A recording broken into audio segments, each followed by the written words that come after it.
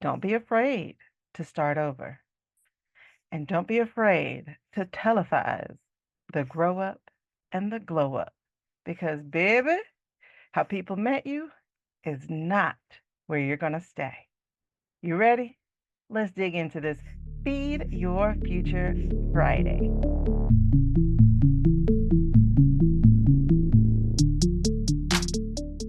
Hey girlies, what's up? So it is Shaniqua, the girl use your voice, president, CEO, but beyond those things, y'all, I am an author, a speaker, and a screenwriter.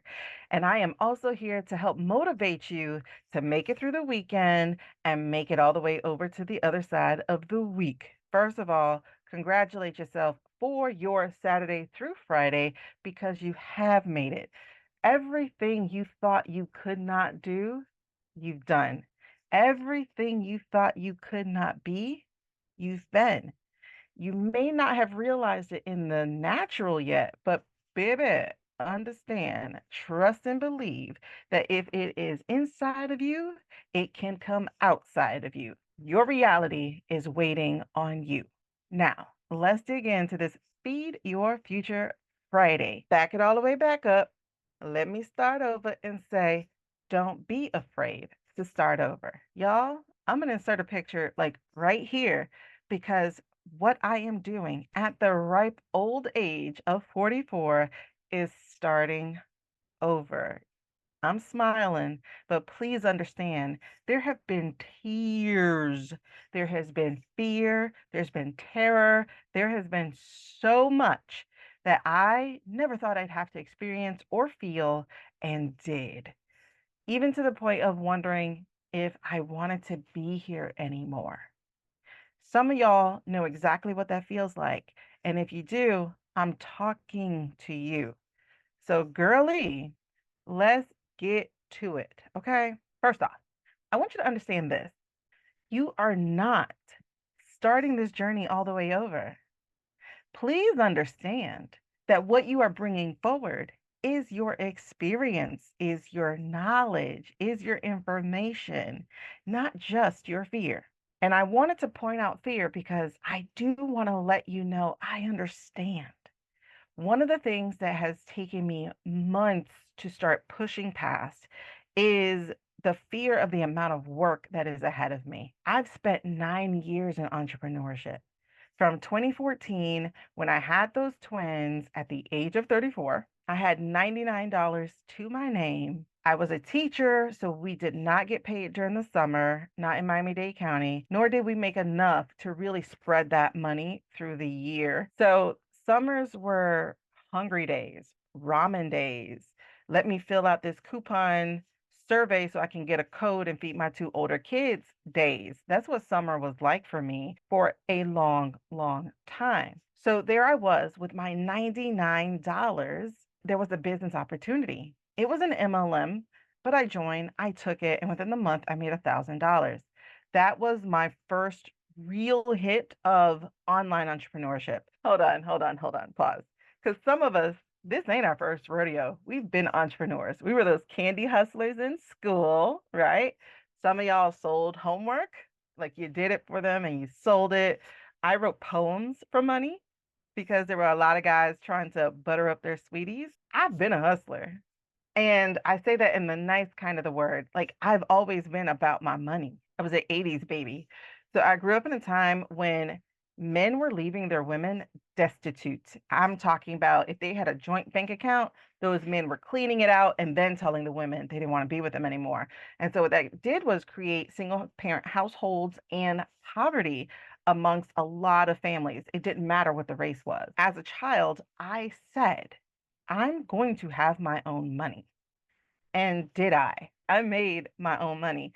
But the thing that I did not know was how to take care of my money. I didn't grow up in a family that had those words of financial literacy, financial responsibility. I didn't know what those things were. So I had no idea how to actually manage my money. So I made it and I lost it. I made it and I lost it. I had those feast and famine cycles before I ever entered entrepreneurship. Also, I was a person who did not say no very well. So I enabled someone to help get me in a place of bad credit history, just credit unworthiness. We're going to use those words because I don't like to call things unworthy. I've been there with the help of someone else, actually a few other people, because I was a yes person. I didn't know how to say no, even when my brain was screaming it. I say all this to say that online entrepreneurship is not the first rodeo for a lot of us. A lot of us have already been those hustlers.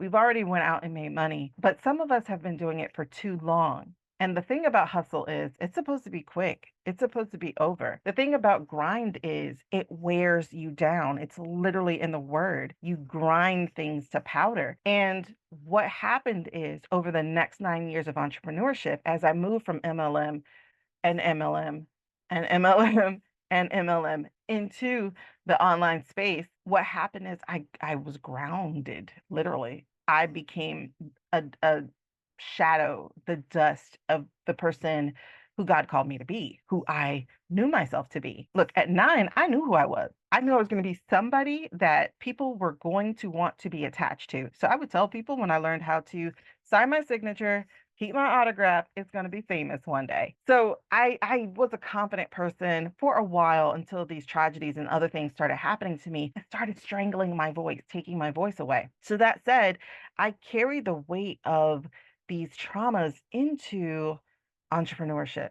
That made the work, everything, like an uphill battle. It was like being Sisyphus trying to push a rock up a hill, and any moment I rested, that rock came back down. And for a lot of y'all in entrepreneurship, in content creation, an influencer, that's what you're doing. You're pushing a rock up a hill, or you did, and then it came falling back down. You pushed this rock up a hill, you got somewhere, you had some success, but it all relied on your hard work, your effort, not your smart work, your hard work, your sweat, your energy, your time, your tears. It relied on that. And the minute you rested, the pandemic did it to some people. Now, what I will say is, in times of trouble, millionaires are made. So some people went from struggle to fast money and then back down. So this is what happens is if we don't know financial literacy, if we don't have a foundation of financial responsibility, this is what happens. We go back down. It can be heartbreaking. It can be embarrassing. It can be shameful. It can be humbling in the true sense of the word. So, what I want you to know is this: not only am I with you, I am also going to be with you on the way up. So, I want you to know I'm speaking from a place of experience, yes, but I'm also speaking from a place of knowledge, right? So, yes, I've experienced it, but I've also picked up some lessons. I've also picked up some things along the way. And I know you did too. This is why I'm saying you're not starting all the way over because you're not starting from zero. You're not starting from a lack of information. You're not starting from really ignorance anymore. You have the battle scars. Some of your wounds may still be open, but you are starting from a place where you have like maybe 5 more yards to go until you get to first down and not actually at the scrimmage yard again, or not even negative the scrimmage yard again. I know it feels like you may be starting from a negative space, but I want you to know you're not starting from negative. Maybe in your bank account, hello, but not in your knowledge acquisition. And that is richer than money. Money is renewable. Knowledge is something that it really takes to not only get the information, but to now apply it. And that's what we're here to do, right? So you're not starting all the way over. Matter of fact, you have 3 things that I want you to pay attention to. 3 things that you absolutely know, right? Are you writing them down? Because I'm actually going to give you homework. I told you, I used to be a teacher, 15 years in the trenches of the classroom, y'all. So I am giving you homework. So I want you to write these 3 things down. Write these 3 things down. Write these 3 things down. If you know the rules of teaching, if it's repeated, you write it down. So I already repeated it. So let's go. Number 1, the key thing that you know is what not to do. Y'all, that is a big thing. That's a big knowledge gap that some people just don't have. That said, I still want you to operate in your forward season as if you did not know what to do. Okay? because there is a freedom in ignorance. You don't know what cannot be done. All you can see is what someone else has managed to do. And that's what you want to do, right? So I want you to operate in the space of, yes, I know what not to do. I know not to waste my time anymore. I know not to go out often. I know not to sit in front of a computer for 12 hours and lose my family. I know not to, I know not to, I know not to. So this is your first piece of homework. What I want you to write down is at least 5 to 10 things, 5 to 10 things that you now know what not to do, right? I'm going to give you some time. I really want you to do this. I don't want you to listen to this video straight through. I really want you to do the work as we're doing it. So right now is a really good time to pause the video and then come back. You got me? Pause. Now that you've written out what not to do, I really want you to look at that list real quick. And I want you to figure out, what parts of this do you need to pretend like you don't know? As I said, there is ignorance and not knowing what isn't possible, because the impossible says in the word, I'm possible, right? You've heard that cliche. So I want you to think about that. I want you to look at this list. The things that I know not to do. I know not to spend 12 hours a day working at my computer, because I could end up ill. I could get blood clots. I could have a heart attack. I could lose my family. I could, whatever those things are that it costs you to do that. Yes, you want to write that down. Then you want to write things down like, I know not to buy every shiny system, right? However, the thing in that is, while you know what not to do, as far as like buying into all the shiny systems, signing up for all the different webinars, blah, blah, blah, blah, blah, you also know that you do need a system. Okay. That's going to lead me into the second thing that you know, right? We'll get back to moving forward with ignorance, but let's move on right now to the second thing that you do know. You know what to do, right? So again, in the case of what I just said, is not to buy every shiny system, sign up for every monthly thing, try to learn every AI that is out there. However, you do know you need a system. And one of the things that I want you to think about when you think about systems is this. Many of us are operating as solopreneurs. By solopreneur, we literally mean the word solopreneur. Like, we don't even have the money to even get somebody who's a foreigner who will take $5 to $10 an hour. We don't have that to spare. Yes, that could be a thing. Or we just don't have the time to learn all these different pieces of software. And literally, that's a thing. I'm not here to gaslight you and say, well, you got to find the time. Well, you got to find the money. I'm not going to do that, because I'm operating under the assumption that you know you better than anybody else. You know what you got going on. You might be a caretaker. You might be grieving. You might be this. You might be that. You know your life. Okay. And you know that now is not the time for excuses, right? You know that. However, you also know that real life be real life thing. And so you do have to give yourself space to be a human being. Okay. So I'm not operating in a gaslighting space of telling you, find it, find it, find it, find it. That's not what I'm here to do. However, if you know that you're making excuses, then bust them, bust it, bust it, bust it. Okay. Anyway, so what I want you to do for this next piece of homework is to write out 5 to 10 things that you know you need to do. And I'm saying need because you have goals, right? Should have made that the first piece of homework. But you have things that you want to do as you're on this grow up, glow up, as you're on this restart, as you're on this second chance, this third chance, this new chance, as you are still breathing every day with a purpose from God. There are things that you need to do. Those things could be what He's telling you to do. Hello. However, whatever it is, get it done. So right now, I want you to write out those 5 to 10 things that you know to do and hit pause, then come back. Go do it.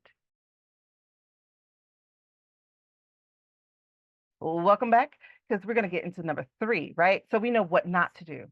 We know what to do. So it's evident that we're not starting all the way over, not all the way. Even if we're creating new socials, say like new threads, new TikToks, new YouTubes, new whatever it is by the time you watch this video, and your number count might be 0, but your relationships that you had before were not 0. The customers that you had before is not 0. The social proofing that you had before is not 0. This is for my girlies who've been there, done that, and need to do it again, but need to make sure that they're doing it not unafraid, but with clarity. All right, so let's move forward. So the 3 key things that you have that you didn't have before is that you know what not to do, you know what to do, and now number 3, you know who you don't want to be. And by who, I also mean where, what, whatever other word you want to insert in there. You've been that, you've done that, you don't want that again, right? So you know what that is, right? So when I went to get back into work, when I went to get back into entrepreneurship, when I went to go back to applying for jobs, I came with knowledge, with experience, with information, with a list of what I was going to accept and what I wasn't going to accept. Now, you want to make sure that those things aren't barriers to your blessings, aren't barriers to your next, but there are some things that you really should be standing on as your standards, right? So that said, I knew when I was coming back into entrepreneurship, I did not want to spend all day behind a computer. That sent me to the hospital with blood clots in my lungs, right?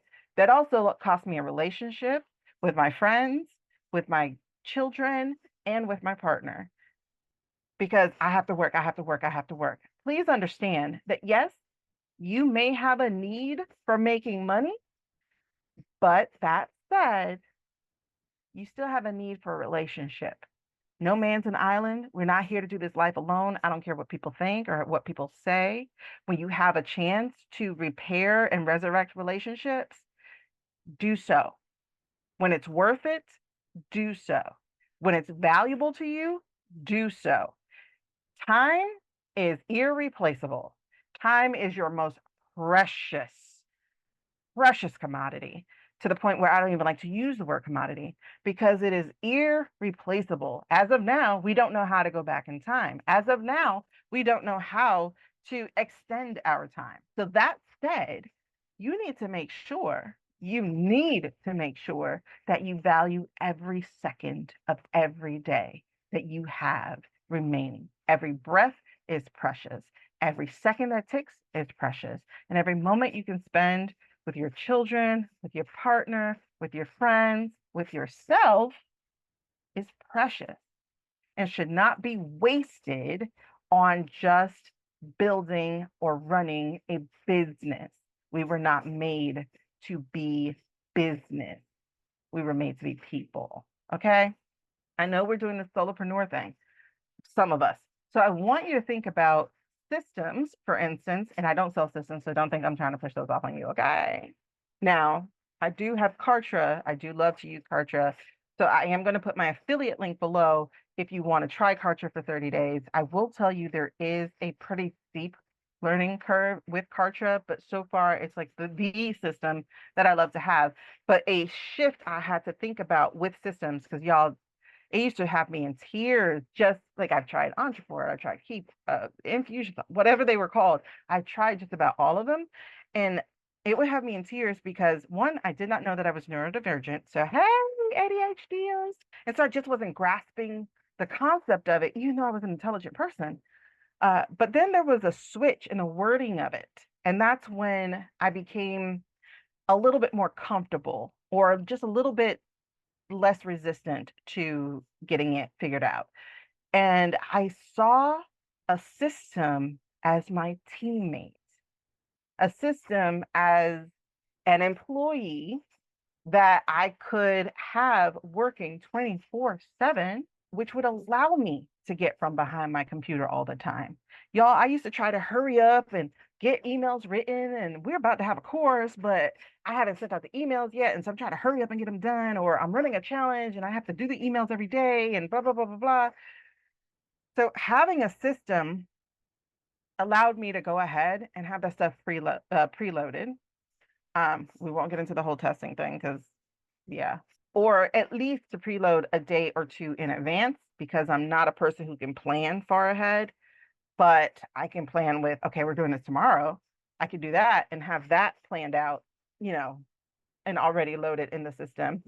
The other thing about having a system, like I said, I thought of it when I switched it to this is my teammate. So I'm a solopreneur. I can't have an email specialist. I can't have blah blah blah. Yet, so this became my teammate. I also hate emails. I still do. I'm not even gonna.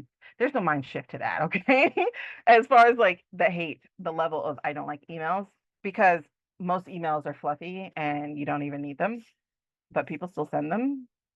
And I hate when people send emails every single day for over a year. Like I've deleted thousands from people before and like quickly unsubscribed after that when I realized what they were doing. So while I hate emails, that hate was keeping me from sending them. So again, having a system in place allowed me to preload some emails so that I didn't have to see it when I sent it out. It was already scheduled to be sent out. Like that's how much I needed to remove myself from it. Okay.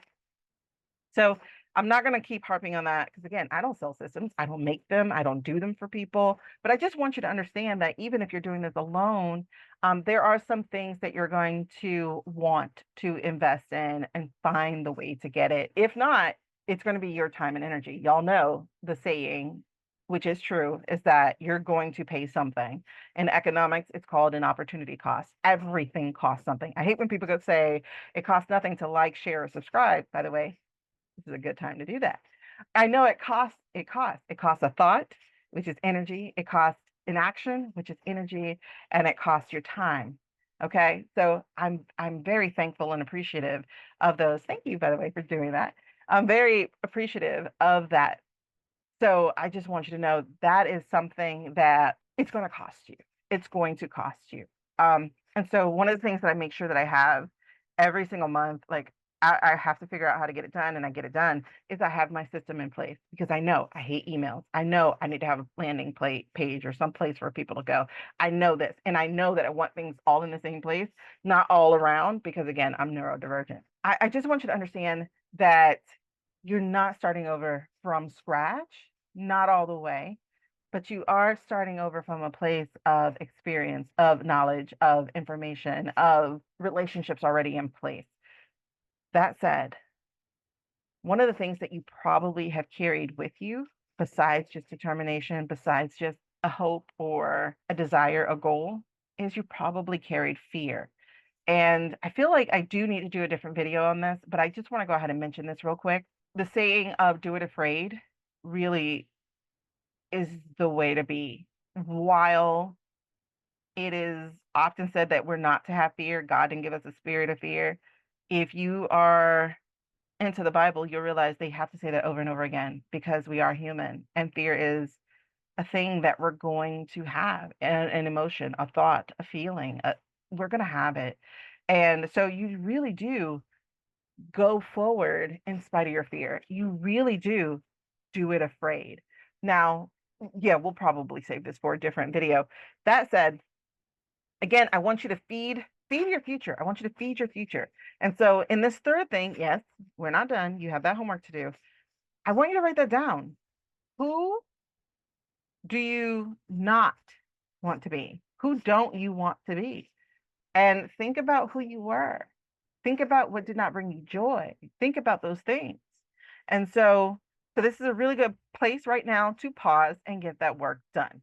When you are done, I'm going to give you a bonus thing because I never like to end on a negative.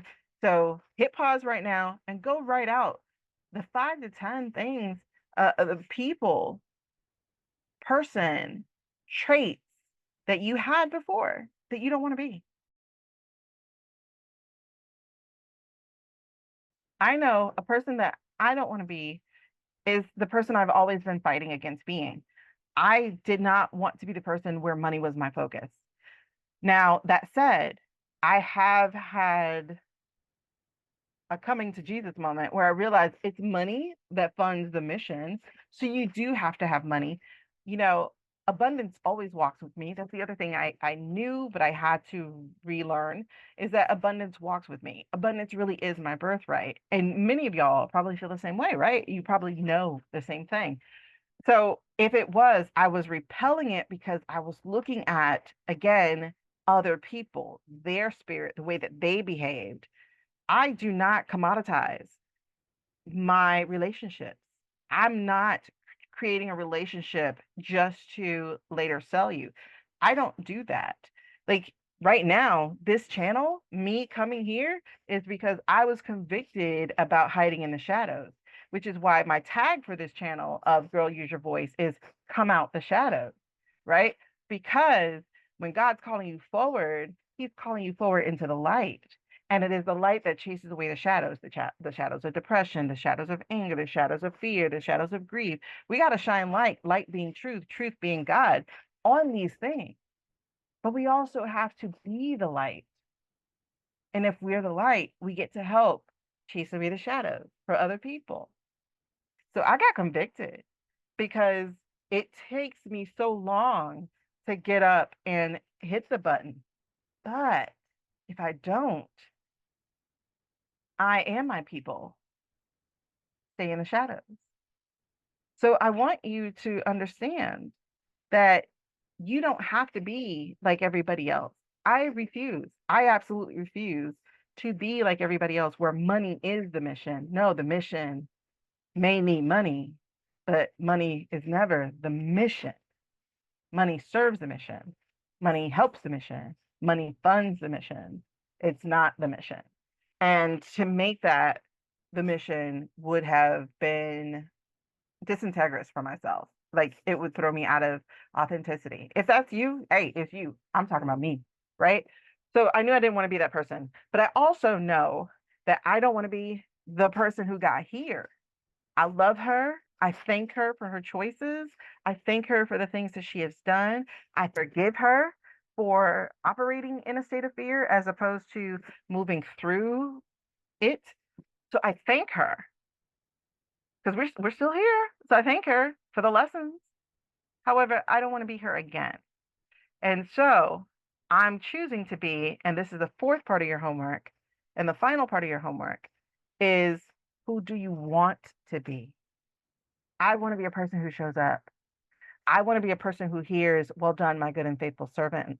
I want to be a person who squeezed the juice out of my talents and gifts until they were dry so that when I went and put this body in the ground, not in the ground because I'm getting cremated, but you get the point. When this journey in this body is over and my soul gets to go and holler at Jesus, I want to hear, well done, my good and faithful servant. I also want to be able to say, if the guy's like, hey, you ready to go back now? No. I have learned all I need to learn. Thank you, Jesus. It was great. Can I go hang out in the bookstore? Like, that's what I want to be able to do. So that's the person I want to be. I want to be the person who my kids always know they can come to me, right? I might have a sign on the door that says, do not disturb mommy's recording, but they know what time that ends. Before I didn't have boundaries. So I want to be the person who has boundaries. Boundaries around time for herself, boundaries around time for her family and for her partner and for her friends. Like I want to magnify my relationships. I want them big, huge. And I don't care if it's just two people I'm friends with or four people I'm friends with or one. I want that relationship to be as pure and godlike as possible, as humanly possible. Let's put it that way. I want it to be real. And in order to get real, oh my gosh, I'm going to have to do a video for this. So come back. We're going to talk about that. But in order to be real, I had to be real, real with myself, real with my desires, and real with where I want to be. So y'all have this homework because you got to get real. You have to be real. What was your mess up? But what were the lessons? Who were you that you didn't like? And who is it you trying to be? You need to know that. So it's your turn in the comments. I want you to drop down. I'm passing you the mic because it's your turn. Share with me, one, did this video help you? Two, did it make you think about anything? And three, who you gonna be, girl? Remember, girl means God uses real leaders. So in order to be a leader, you got to actually lead. Come out the shadows. See you in the next video.